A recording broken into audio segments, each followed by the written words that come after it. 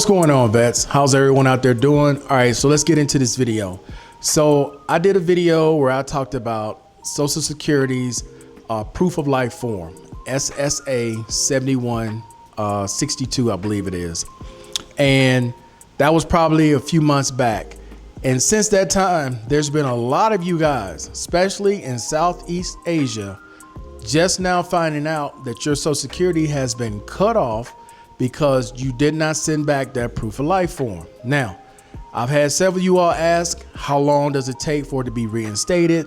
Where do you need to send it? How did I get mine done? Okay, I'm in a totally different situation here, being in South America. The main office that I had to go through is in the Dominican Republic, but I didn't even deal with them because it takes them too long to respond. So I went straight to the DC office where Social Security's headquarters are, got a fax number, and I got two different fax number.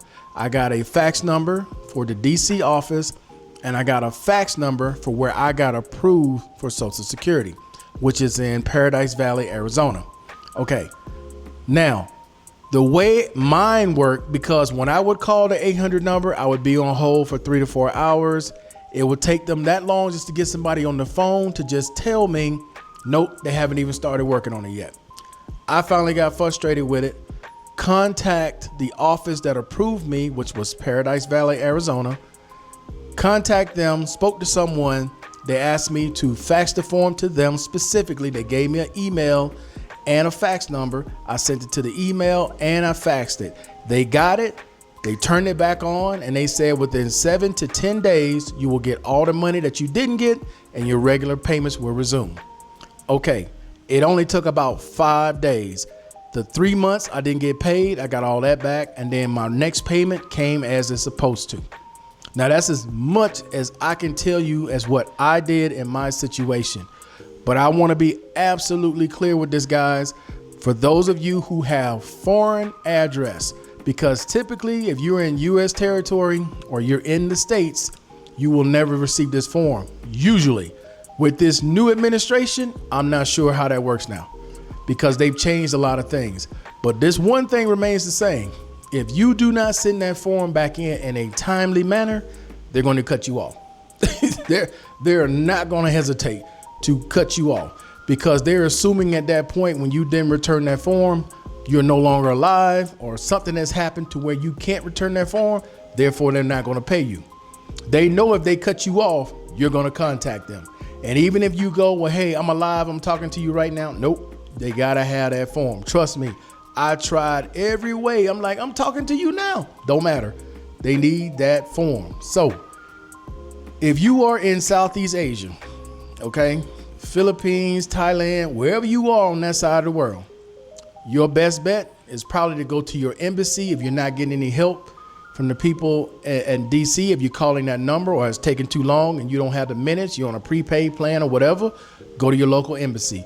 If they can't help you, if you can remember where you got approved, contact that office. See if you can get someone to help you there because they have the authority to turn it back on just like if you were in the States.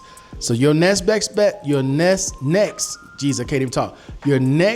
best bet is the embassy where you are and the office that approved you wherever it was.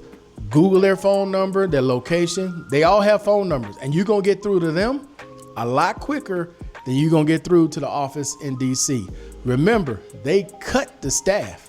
So it's going to take even longer than it did before. So best of luck to you guys out there. I'm trying to make it to where it's simple and easy for you to get your money because I know how it is when you get cut off. Now, luckily, I had other income sources, so it was an inconvenience, but it wasn't something that stopped me from doing everything I was doing.